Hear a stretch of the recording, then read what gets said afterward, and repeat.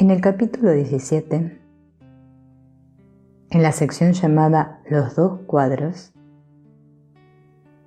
en el párrafo 3, en las oraciones 1 y 2, dice: has entablado relaciones muy reales, incluso en este mundo.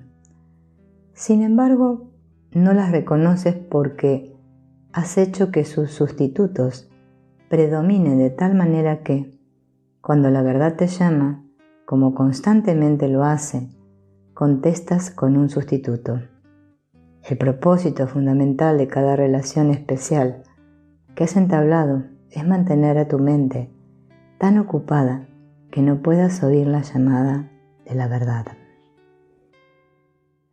De lo que Jesús está hablando aquí es de la relación especial, que es el sustituto de la relación real o la relación santa. En cierto sentido, la relación especial fue la respuesta del ego a la creación del Espíritu Santo, quien fue la respuesta de Dios a la separación. Pues aunque el ego no entendía lo que había sido creado, era consciente de una amenaza. Todo el sistema defensivo que el ego desarrolló para proteger la separación del Espíritu Santo fue en respuesta al regalo con el que Dios la bendijo, quien mediante su bendición le permitió que se subsanase. Esto describe cómo la relación especial es la respuesta del ego al Espíritu Santo, como explican estos pasajes. Eso resume muy sucintamente todo el proceso de defensa. Nosotros, como tomadores de decisiones, elegimos el ego en lugar del Espíritu Santo. Hicimos esa elección porque nos gustó la idea de estar solos, ser libres con una identidad individual, separada y distinta de la identidad como el único Hijo de Dios. Elegimos al ego en lugar del principio de expiación del Espíritu Santo porque ese principio de expiación significaría que la separación nunca sucedió, lo cual significaría que este yo individual que apreciamos y adoramos es una ilusión. Una vez que hicimos esa elección, el ego se dio cuenta de la amenaza. Y como este pasaje explica brevemente, el ego no comprende al Espíritu Santo, al amor o a cualquier otra cosa que de alguna manera tenga que ver con Dios o con la verdad. Sin embargo, comprende la amenaza a su propia existencia. Sin embargo, la amenaza a su existencia no es el Espíritu Santo. La amenaza es que el Hijo de Dios se dé cuenta de que cometió un error y que venga el Espíritu Santo y lo corrija. No es el Espíritu Santo el que constituye una amenaza para el ego. Es nuestra elección a favor del Espíritu Santo. Esa es la clave para descubrir todos los secretos de un curso de milagros. Se trata de recordarnos que tenemos otra opción. El miedo del ego es el poder de nuestra mente para elegir, porque es a ese poder al que el ego le debe su propia existencia. Y ese mismo poder es el que podría apagarlo. Entonces, en este punto, el ego necesita una defensa contra la mente. No necesita una defensa contra el Espíritu Santo que el ego no comprende ni reconoce. Es una defensa contra nuestra elección de retirarle la creencia en el ego, porque una vez que retiramos nuestra creencia en el ego, automáticamente significa que ponemos nuestra creencia en el Espíritu Santo. Así es como funciona la mente dividida. Es uno o el otro. El ego no comprende lo que elegiremos, pero comprende que podemos optar por hacerlo. Y cuando elegimos contra el ego debe desaparecer, porque solo lo sustenta nuestra creencia en él. No tiene realidad o sustancia fuera de nuestra creencia en él. Cuando se retira esa creencia, el ego desaparece. El sistema defensivo que el ego necesita ahora y está a punto de desarrollar está orientado a garantizar que nunca cambiemos de opinión. Es la mente, o más específicamente, la parte de nuestra mente que toma decisiones, que es el enemigo para el ego. Por lo tanto, el primer paso en su defensa se describe en el libro de ejercicios como un doble escudo de olvido, en la lección 136. El primer escudo es la culpa, parte de la tríada de pecado, culpa y miedo, porque la culpa dice que la separación ha ocurrido, que es un hecho, pero es un hecho tan terrible y una experiencia tan abrumadora de odio hacia nosotros mismos debido al pecado contra Dios y la destrucción de su amor y del cielo. El ego dice que merecemos ser castigados.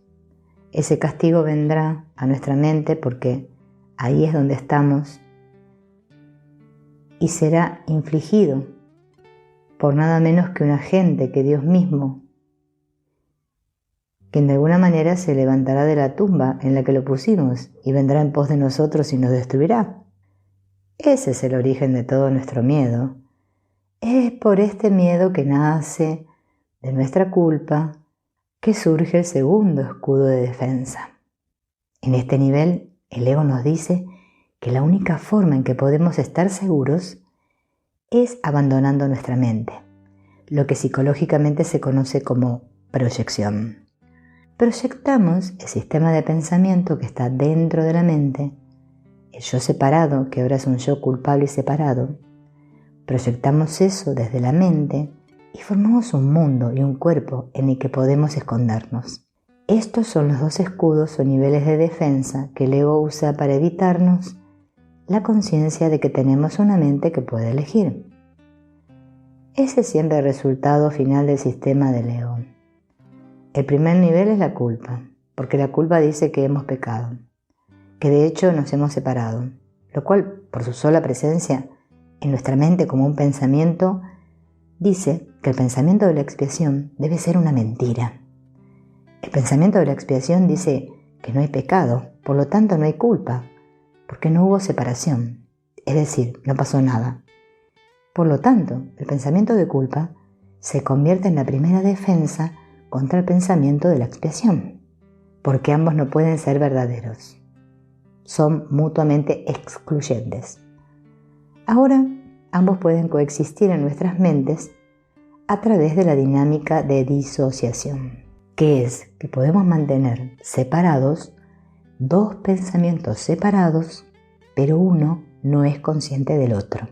El pensamiento de la expiación aún permanece en nuestra mente, pero ahora está sepultado por este velo de culpa. La culpa dice que la separación ha sucedido, lo que significa que el principio de la expiación, la separación no sucedió, no puede ser verdad. Ese es el primer paso en el proceso defensivo de los dos pasos del ego, o los dos escudos del ego. El siguiente paso es que el ego nos aleja de nuestra mente. Literal y figurativamente nos volvemos locos. La culpa ya no se experimenta en nuestra mente, sino que ahora se experimenta en el mundo o en nuestro cuerpo. Por supuesto, lo que hacemos entonces, porque esto es inherente al segundo nivel de defensa, es decir que la culpa no está en mí, sino en otra persona. En ese momento es que nace la relación especial.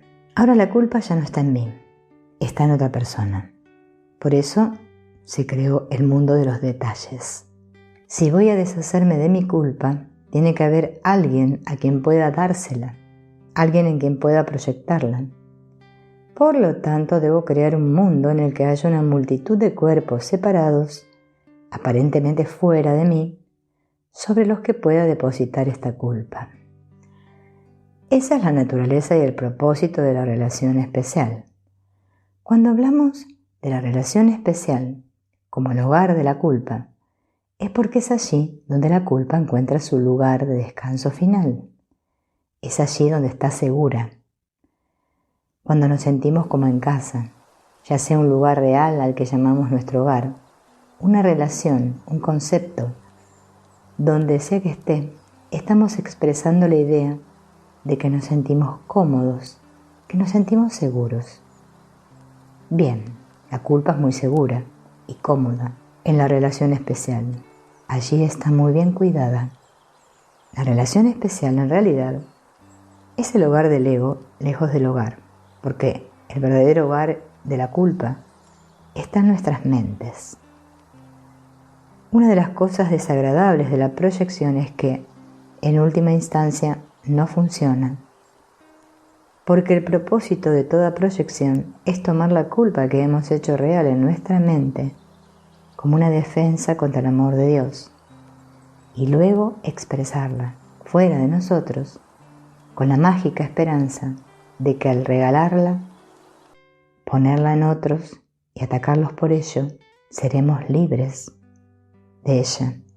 Ese es todo el propósito, que crea que puedo deshacerme de la culpa y estar en paz encontrando el malo fuera de mí. La relación de amor especial es claramente un nombre inapropiado porque no hay amor allí en absoluto. La relación de amor especial es un velo delgado sobre lo que realmente es, que es un odio especial, pero parece diferente. En nuestro mundo parece haber personas que juzgamos como nuestros amigos y personas que juzgamos como nuestros enemigos. Los gobiernos hacen esto porque la gente lo hace. Sin embargo, en verdad, cada relación en este mundo se forja a partir del odio, porque su propósito es ser este hogar para la culpa que no queremos aceptar dentro de nosotros mismos. Lo triste es que la proyección no funciona porque la culpa de la que creo que me estoy deshaciendo simplemente se queda en mi mente. No va a ninguna parte. Y estando en mi mente, se regenera continuamente. Y continuamente me obliga a proyectar. Lo que lo hace aún más fuerte es que cuanto más proyecto mi culpa sobre ti, más culpable me vuelvo porque en cierto nivel soy consciente de que te estoy atacando con falsas pretensiones. En cierto nivel soy consciente de que no eres tú el responsable de mi falta de paz, de que yo no sea feliz. Y así, cuanto más proyecto mi culpa sobre ti, que es lo que es un ataque, más culpable me siento. Y luego, esto pone en movimiento todo el ciclo de ataque y culpa. Esto es lo que hace girar este mundo. No es el amor. Cuanto más culpable me siento, más necesito deshacerme de la culpa mediante el ataque. Cuanto más ataque, cuanto más culpable me siento, y así simplemente damos vueltas y vueltas y vueltas. Por lo tanto, la relación especial es el hogar lejos del hogar. El verdadero hogar de la culpa está en nuestra mente. Pero luego buscamos desplazarla hacia un cuerpo, una relación. Eso entonces se convierte en nuestro hogar lejos del hogar. La culpa es ciega y también es cegadora. Es ciega porque no sabe del Espíritu Santo ni del amor.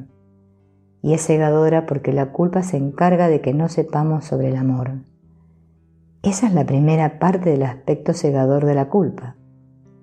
La segunda parte es lo que la convierte en una defensa tan poderosa e insidiosa y tan exitosa. La culpa nos ciega a sí misma.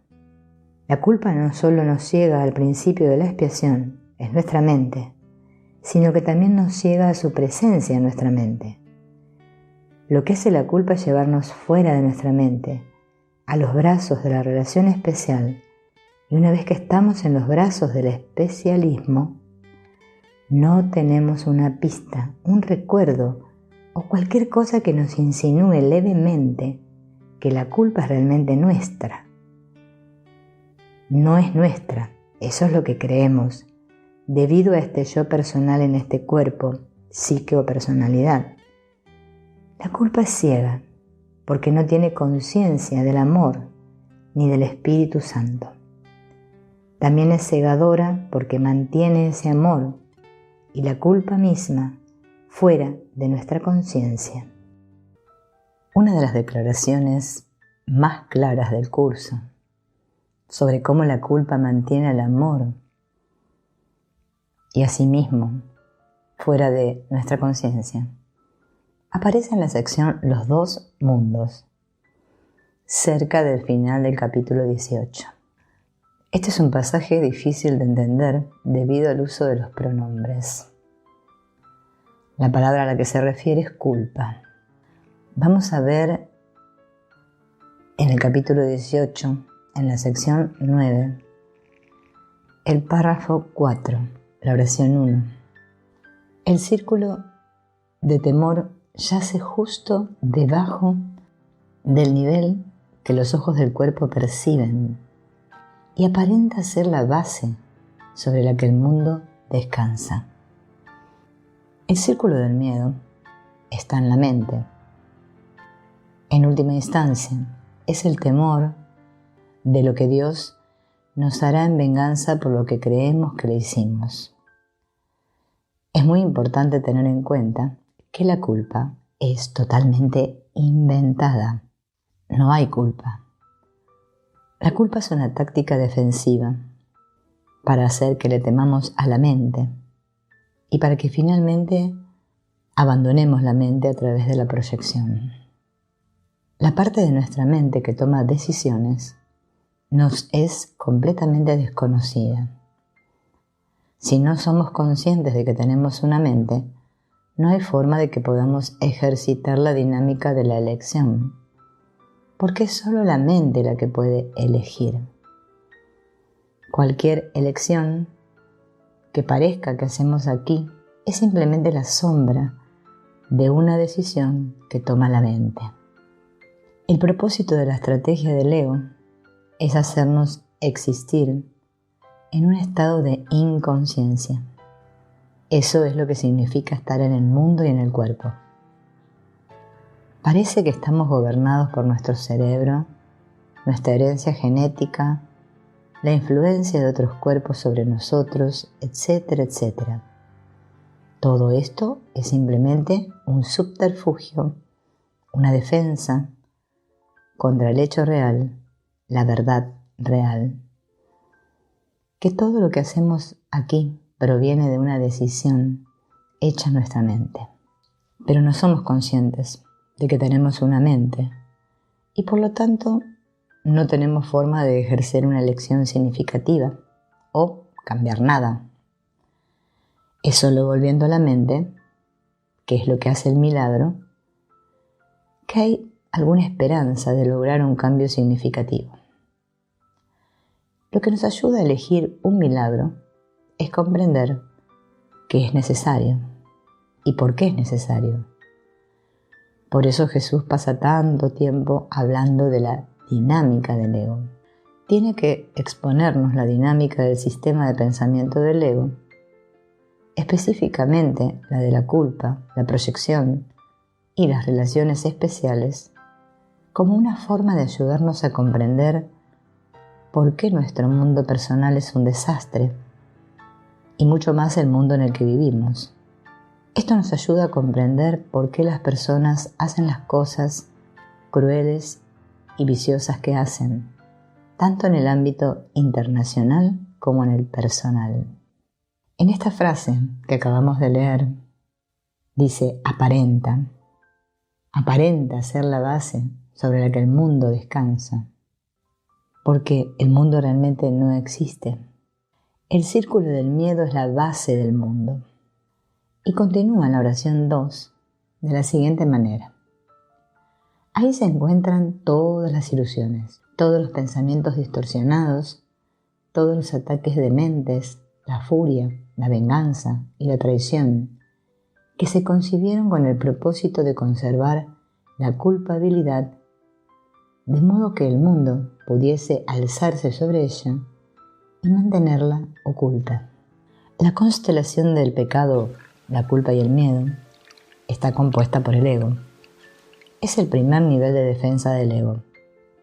Ahí es donde se encuentran todas las ilusiones, todos los pensamientos retorcidos, de separación, el pecado y todas las ideas de Dios que buscan vengarse de nosotros debido a nuestra traición a Él.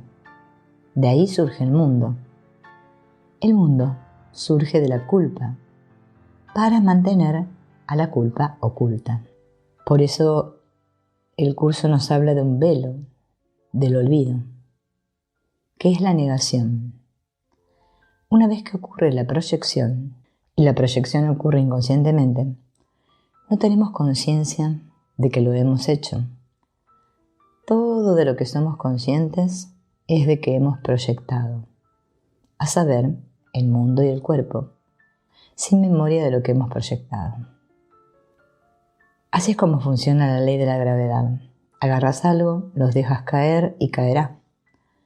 Estas mismas leyes son igualmente inmutables dentro del mundo de la ilusión.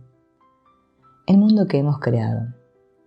Esa culpa es inconsciente y reprimida porque es un pensamiento tan abominable, inaceptable, intolerable.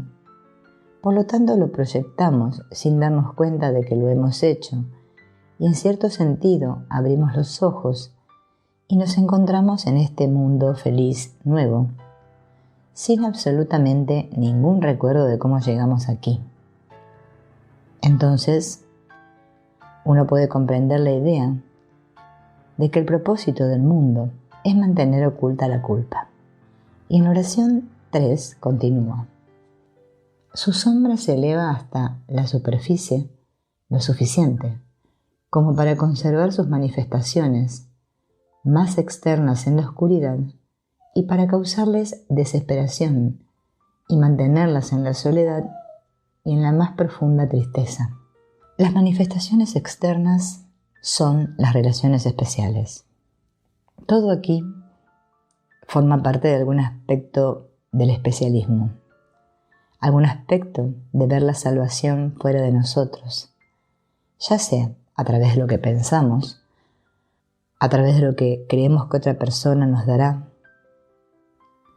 a través de una sustancia, cosa, posesión, objeto, todos los cuales creemos que nos darán lo que necesitamos. También podemos verlo como salvación en el sentido de que finalmente encontramos quién es el enemigo, tú. Y cuando pueda demostrar que eres culpable, quiere decir que yo soy inocente. Ya que para el ego es uno o el otro. Si eres culpable, entonces yo soy inocente. Porque dentro del sistema de pensamiento del ego no podemos ser iguales. Si yo soy culpable, significa que tú no tienes culpa.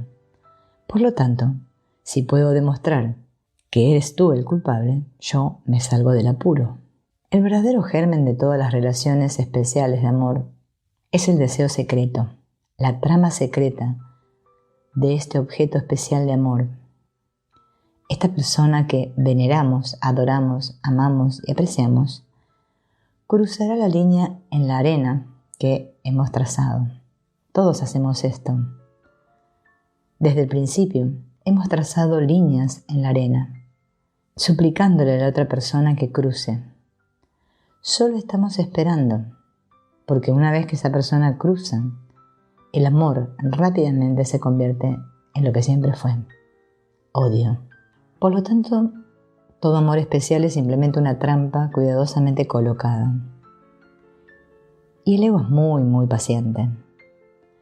No le importa si tiene que esperar 10 minutos, 10 horas, 10 días, 10 años o 10 décadas.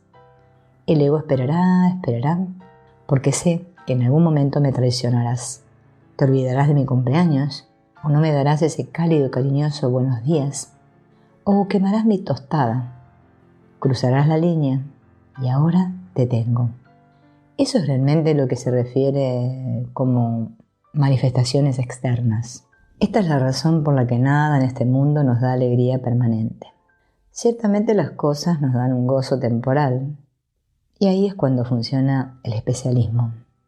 Obtengo lo que quiero, obtengo lo que necesitaba de ti, te he seducido, manipulado, he conseguido que me des el amor, el afecto, la atención, el elogio, el dinero, las posesiones, todo lo que quería de ti. Y cuando lo consigo, me doy cuenta que es de corta duración, porque en cierto nivel sé, dentro de mi propia mente, que lo que he recibido de ti te lo he robado. Por lo tanto, me devolverás exactamente lo que creo que te hice.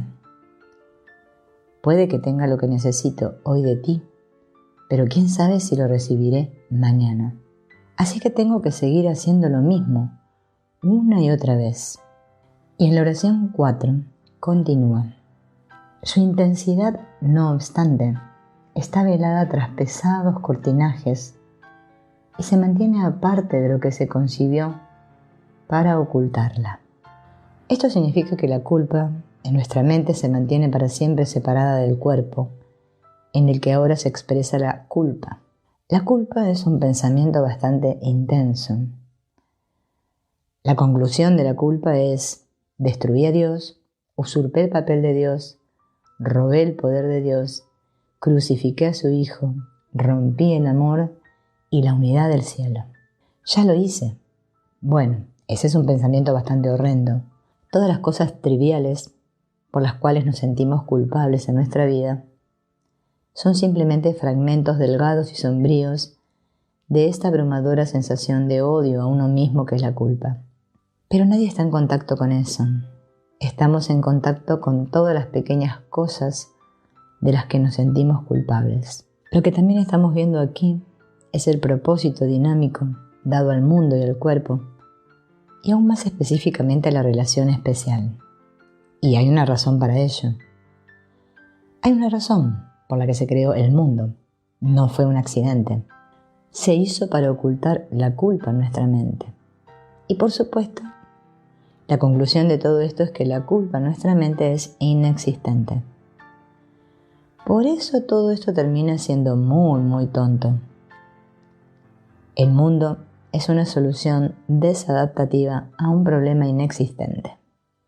Podemos decir también que la relación especial es una solución desadaptativa a un problema inexistente, que es la culpa.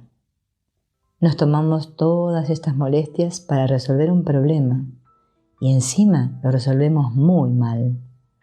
Las relaciones especiales son terribles, tienen sus buenos momentos, pero siempre terminan mal. De todos modos, lo hicimos muy mal, pero lo hicimos para resolver un problema que no existe. Eso no es muy inteligente. El plan funciona porque ya no tenemos los medios a nuestra disposición para ver o para darnos cuenta del hecho de que la culpa es inexistente. La culpa que hemos hecho realidad, que en realidad no es real y que luego hemos tratado de resolver construyendo este mundo entero, está enterrada en la mente, de la cual ya no somos conscientes. Cada vez que la gente habla sobre la mente, en estos días, todos creen que están hablando del cerebro. La gente habla del cerebro como el órgano físico externo que podemos estudiar y ver. Y la mente de alguna manera es la actividad del cerebro que no se puede estudiar como tal y no se puede ver. Todo esto encaja muy bien en la estrategia del ego. Seguimos estudiando el cuerpo sin saber de dónde viene el cuerpo y el cerebro. Pero, como sabemos, uno de los temas claves del curso es el propósito. Siempre se nos pide que nos preguntemos, ¿para qué sirve? Es comprender el propósito de algo lo que nos ayudará a comprender su significado. Lo que impulsa todo esto, lo que continuamente mantiene este mundo en marcha, es el miedo a la culpa que hay en nuestra mente. Y es solo a través del milagro que podemos volver a nuestra mente y luego mirar con el Espíritu Santo a nuestro lado y ver que no hay nada allí. Pero la resistencia a hacer esto es enorme, porque toda nuestra existencia física y psicológica se basa en el pensamiento. No vayas hacia adentro. Por eso no son suficientes las enseñanzas religiosas o espirituales, y que éstas vengan y nos digan que meditemos y que vayamos hacia adentro. Por muy bien intencionados que seamos todos, existe ese pensamiento que dice, no vayas allí. No es que la meditación no funcione, solamente es que no funciona porque existe un sólido muro de resistencia. Pero nosotros ni siquiera somos conscientes de que existe un sólido muro de resistencia. Entonces pensamos que estamos meditando y que estamos teniendo maravillosas experiencias del amor de Dios, del amor de Jesús o lo que sea. Pero la culpa sigue firmemente arraigada allí. Por eso necesitamos algo como esto, un camino espiritual como un curso de milagros, que viene con la sofisticación psicológica que nos ayuda a entender la resistencia para poder entender qué es la culpa y sobre todo cómo funciona la proyección. Freud fue el primero que brindó al mundo estos conceptos y los medios para que lo entiendan y se den cuenta de cómo funcionan. Ahora continuaremos con la oración 5. El cuerpo seguirá siendo el mensajero de la culpabilidad y actuará tal como ella le dicte, mientras tú sigas creyendo que la culpabilidad es real. Esta es otra forma de decir exactamente lo mismo. El cuerpo no puede ver la culpa. ¿Por qué? Porque la culpa está en la mente. El velo del olvido es la inconsciencia. El mundo de la inconsciencia es el mundo del cuerpo. El cuerpo fue hecho específicamente con órganos sensoriales que nos informan de que ahí fuera hay otros cuerpos y otras formas. También nos dice lo que sucede en nuestro cuerpo. Por eso el cuerpo no fue construido por Dios. El cuerpo no puede ver la culpa porque no puede ver la mente. El cuerpo surgió de la culpa para protegerse de la culpa. Lo que protege la culpa es el asegurarse de que nunca elijamos contra ella. El primer paso es comprender esto y luego ver cómo vivimos esto una y otra vez en nuestra vida diaria. El cuerpo nos asegura que permaneceremos para siempre en un estado de inconsciencia. Entonces, si nunca vuelvo a la mente, entonces no podré elegir contra la culpa, lo que significa que la elección original por la culpa permanece intacta. El curso nos dice que el tiempo lineal es una ilusión, por lo tanto esto no sucedió hace mucho tiempo, sino que está sucediendo ahora mismo, una y otra vez. Continuamente elegimos la culpa sin darnos cuenta de que la elegimos. La culpa está protegida para no ser vista. Y mientras no pueda ver la culpa, mientras no sea consciente de la culpa, la protección de la culpa está asegurada. Y esta brillante estrategia del ego se manifiesta todos los días en nuestra vida diaria. Las oraciones 6 y 7 continúan. Los ojos del cuerpo nunca lo verán, pero verán lo que dicta. Los ojos, los oídos, el cerebro del cuerpo, todo el cuerpo, lo que significa también la psique, nunca verá la culpa. Sin embargo, siempre veremos lo que la culpa nos dice que debemos mirar. La culpa dice, mira, mírame, pero no la veas en la mente, mírala a tu alrededor.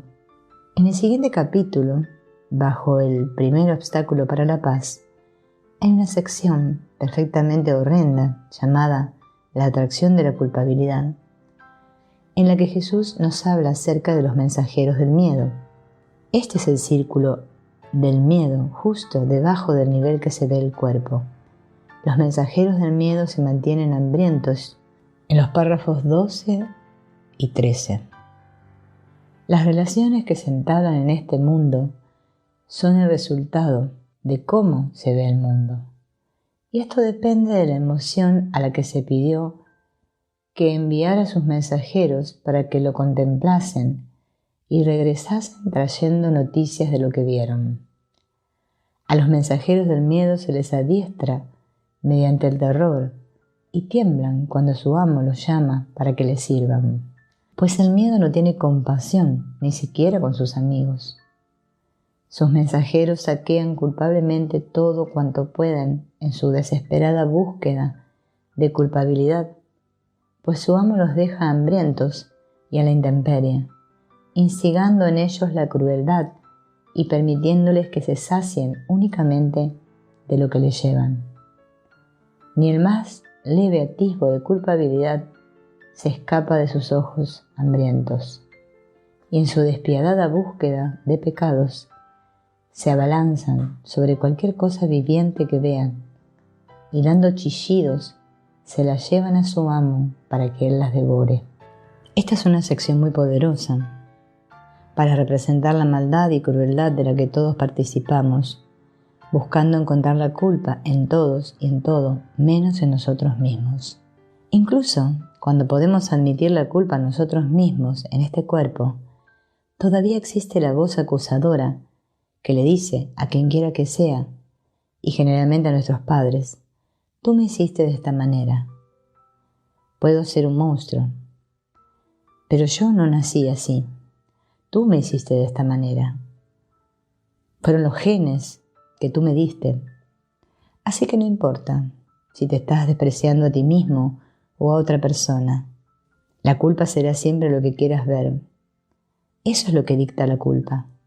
La culpa nos dice: mira a un mundo de separación, de culpa e inocencia. Mira la culpa a tu alrededor. Así podrás conservar tu inocencia, porque creerás que la culpa está ahí fuera. Ese es el mundo que hicimos. Mientras creamos que la culpa es real, debemos estar de acuerdo con las leyes del ego. Estas son sus leyes sacrosantas. Una vez que tomamos la decisión por el ego, estamos sujetos a las leyes del ego. Una vez que tomamos la decisión de ser un cuerpo, estamos sujetos a las leyes del cuerpo. Y la única forma en que se puede cambiar esto es cambiar de maestro. Pero una vez que creemos que la culpa es real, la negaremos, la reprimiremos debido al miedo. Y luego la proyectaremos y veremos un mundo que dicta que hay culpa, maldad, pecado, pero no en nosotros mismos. Diremos que alguien nos hizo así, que no fue culpa nuestra. Por lo tanto, seguimos siendo inocentes. Se podría decir realmente que la culpa es la piedra fundamental o angular del ego. Para él es real y no hay forma de evitarla. Todo lo que podemos hacer es esperar mágicamente poder deshacernos de ella. Esa es la fuente de toda nuestra ira, arrogancia y juicios. La necesidad de proyectar continuamente la culpa para alejarla de nosotros, esperando mágicamente que descanse en todos los demás. En el párrafo 5 de la sección 9 del capítulo 18 dice: el cuerpo seguirá siendo el mensajero de la culpabilidad y actuará tal como ella le dicte, mientras tú sigas creyendo que la culpabilidad es real. Y en la oración 2 continúa: pues la supuesta realidad de la culpabilidad es la ilusión que hace que ésta parezca ser algo denso, opaco e impenetrable, y la verdadera base del sistema de pensamiento del ego. Y en oración 3 continúa: su delgadez y transparencia no se vuelven evidentes hasta que ves la luz que yace tras ella, y ahí, ante la luz, la ves como el frágil velo que es. Esto sucede solamente cuando reconocemos que hay algo muy mal en esta imagen que hemos hecho de nosotros mismos y de este mundo, y que debe haber otra manera. Luego, a través del proceso de mirar continuamente hacia adentro, pero verdaderamente hacia adentro, y darnos cuenta de que lo que estamos viendo fuera es una proyección externa de una condición interna que es nuestra culpa, lo cual significa que la hemos elegido, solo entonces podemos comenzar el proceso de hacer otra elección. Y empezaremos a comprender que la culpa no es una entidad real, un diablo real dentro de nosotros, o una sustancia pesada y opaca que no se puede penetrar. Solo cuando empezamos a mirarlo, empezamos a ver que no tiene el poder de cegarnos de la luz de la expiación que brilla en nuestra mente. Y darnos cuenta de que no se trata de un muro sólido de granito, sino tan solo de un velo frágil. Lo que mantiene a la culpa en su lugar y lo que mantiene al ego en marcha es que no lo miremos. Y esto se debe a que desde el principio el ego nos dijo que no miráramos porque quedaríamos ciegos. Es una forma de decir que Dios nos destruirá. El ego nos dice que no miremos hacia adentro y por eso no lo hacemos. Por eso la única voz que escuchamos es la del ego. Y como es la única voz, pensamos que es Dios. Así como los niños pequeños tienden a creer todo lo que sus padres le dicen, porque son sus padres y no saben nada más. Cuando crecemos, seguimos siendo niños y creemos todo lo que nos dicen los demás, lo que nos dice nuestro presidente, los periodistas, etcétera, etcétera. La necesidad de creer en la autoridad es la misma necesidad que tenemos de escuchar al ego, porque creemos que el ego nos mantendrá a salvo y nos ayudará a mantener nuestra identidad. Por eso lo elegimos en primer lugar. Todos queremos estar seguros y queremos que nuestra identidad se mantenga intacta. Por eso necesitamos identificarnos con algún grupo externo, que es una proyección de esta identidad interna. Y por eso queremos una autoridad que nos diga la verdad.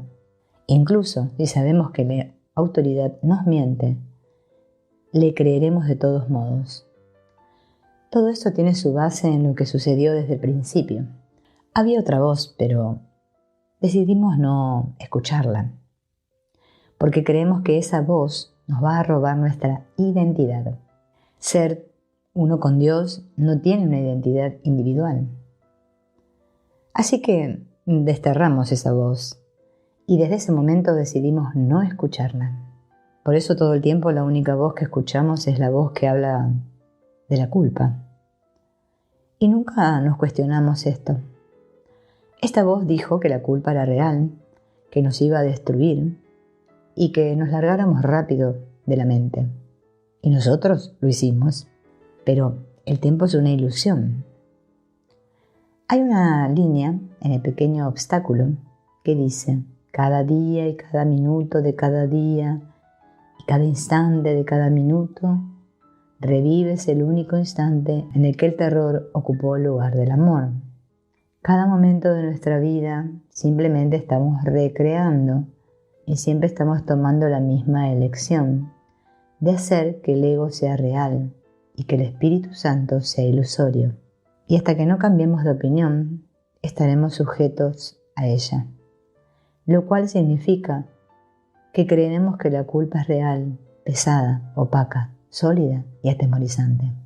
Entonces, tendremos que huir de la mente y estar en el mundo, escondidos, creyendo así haber logrado que la culpa desaparezca. Y hasta que no regresemos adentro y nos digamos: ¿sabes? Hay una mente. Y esa mente cometió un error. No cometió un pecado, cometió un error. Y todo lo horrible, todas esas cosas horribles que los cuerpos han hecho desde entonces, solo eran sombras fragmentarias de ese error original. Pero es un error, así que se puede cambiar, porque hay una mente, un instrumento dentro de mí que puede efectuar ese cambio. Ese es el único propósito y el único papel del Espíritu Santo, no como cuerpos, sino como un pensamiento vivo y una presencia de amor en nuestra mente, que dice: puedes hacer otra elección. Hay una mente, ahí es donde yo existo, ahí es donde existes realmente y ahí es donde se cometió el error. Por lo tanto, ahí es donde se puede deshacer. Entonces comenzamos a ver que la culpa no es un regalo de Dios para nosotros. La culpa no es nada. La culpa es algo que inventamos. Y el curso nos ayuda a comprender por qué lo inventamos. Entonces comenzamos a mirar nuestra vida diaria y nos damos cuenta de que realmente somos adictos a la culpa, adictos al odio, al juicio, al especialismo, a uno o el otro. Y comenzamos a ver cómo estos principios se manifiestan de manera muy específica en nuestras vidas. Miramos a nuestro alrededor, leemos el periódico y decimos: oh, Dios mío, todos hacemos lo mismo. Somos todos adictos a la culpa. Todos somos adictos a este fenómeno de querer tener razón en lugar de ser felices. Tener razón significa que la culpa está viva y coleando, pero que no está en mí. A eso es a lo que nos dedicamos todos, demostrar que la culpa es real y que está en los demás. Por eso siempre tiene que haber un demás. Vivimos en un mundo de nosotros, ellos. Y siempre tiene que haber alguien fuera de nosotros que sea el depositario de esta culpa. Por lo tanto, el hogar lejos del hogar de la culpa es la relación especial. El pecado no está en mí, está en ellos. Capítulo 13, sección 1, párrafo 1, oración 1. Dije anteriormente que el Espíritu Santo comparte el objetivo de todos los buenos maestros, cuya meta final es hacerse innecesarios al enseñarles a sus alumnos todo lo que ellos saben. Este es el propósito de cualquier maestro, que no es ser glorificado, ni exaltado, ni gurufificado, sino simplemente enseñar todo lo que tenga que enseñar y luego dejar de ser necesario como maestro externo. El propósito de este curso es que todos los estudiantes se pongan en contacto con su maestro interno. Cualquier maestro externo debe ser temporal, alguien que simplemente le indique la dirección del Espíritu Santo interior y después puede o no ayudarlo a superar los diversos obstáculos e interferencias que hay dentro, que nos impiden comenzar a ponernos en contacto con el Espíritu Santo en nuestro interior. Oración 2. Eso es lo único que el Espíritu Santo desea, pues dado que comparte el amor del Padre por su Hijo, intenta eliminar de la mente de éste toda traza de culpabilidad para que así pueda recordar a su Padre en paz. La paz y la culpabilidad son conceptos antitéticos y al Padre solo se le puede recordar estando en paz. Este es el propósito de cualquier maestro. A veces puede haber figuras externas que representen la función del Espíritu Santo. Una forma específica sería la del psicoterapeuta. Por eso hay un folleto dictado a Helen para los psicoterapeutas. Pero esto no tiene nada que ver con la profesión ni con la forma, sino que a medida que aprendemos este curso y comenzamos a abrazar la expiación más que la culpa, comenzaremos a abrazar a Jesús como nuestro Maestro en lugar del ego. Y el mismo proceso mediante el cual hacemos esto nos asegura que esta presencia de amor vendrá a través de nosotros, que llega a través de nosotros y nos muestra que hay un sistema de pensamiento en nuestra mente más allá de la culpa. No se puede hacer que la luz y la oscuridad coexistan a menos que se emplee la dinámica de la disociación, que es lo que todos hacemos. Por eso tenemos una mente dividida. La mente dividida no solo representa que nos hemos separado del cielo, también significa que nos hemos separado dentro de nosotros mismos. Así como el amor de Dios simplemente ama y ama, extendiéndose constantemente, la mente separada o dividida separa. Su esencia no es el amor, sino la separación. Por eso sigue separando y separando, dividiendo y dividiendo. Su primera división después de que parece haberse separado de Dios es dividirse dentro de sí misma.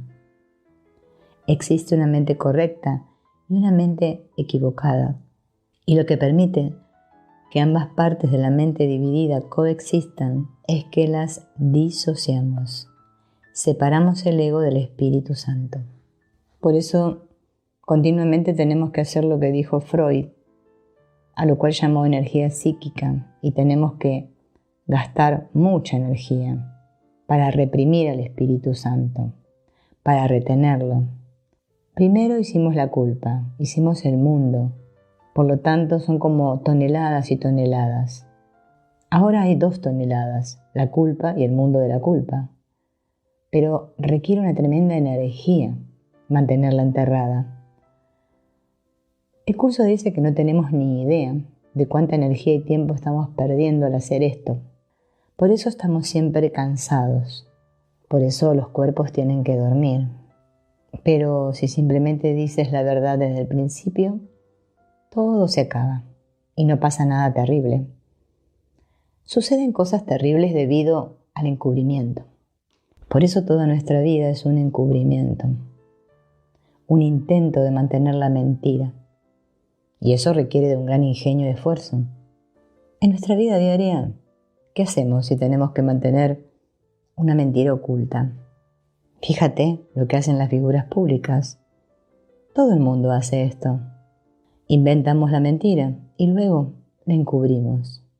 La gran mentira en la que todos tenemos que trabajar tan duro y en la que desafortunadamente todos somos expertos, es señalar con el dedo acusador a la gente y decir: tú eres el culpable, tú eres el malhechor, tú eres el que tiene que hacerlo, ser llevado ante la justicia y castigado. La razón por la cual esto requiere tanto esfuerzo es que en algún lugar de nuestro interior sabemos que estamos mintiendo. En el fondo sabemos que somos el malhechor, el culpable, el malvado, el pecador.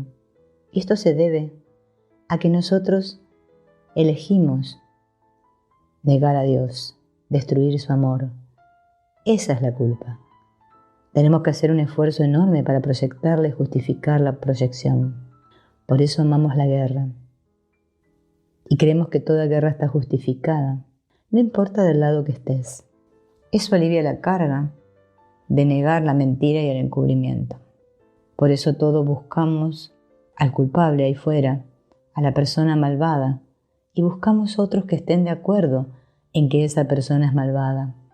Y así nuestro ego descansa mucho más fácilmente. El mundo entero es así.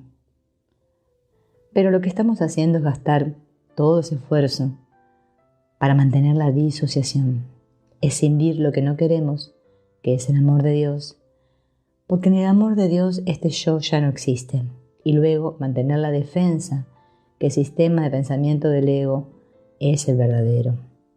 Para eso hicimos un mundo, y ese es uno de los conceptos del curso, que es tan difícil. Hay personas que luchan contra él intelectualmente y tratan de poner el curso de cabeza, tratando de demostrar que el curso no dice que el mundo es una ilusión, como si la aceptación intelectual de esto no fuera lo suficientemente difícil de aceptar. La experiencia es mucho más difícil, porque podríamos separarnos del intelecto y decir: claro, el mundo es una ilusión, fue hecho como un ataque a Dios, ni siquiera estamos aquí, y entonces podríamos seguir con nuestro negocio.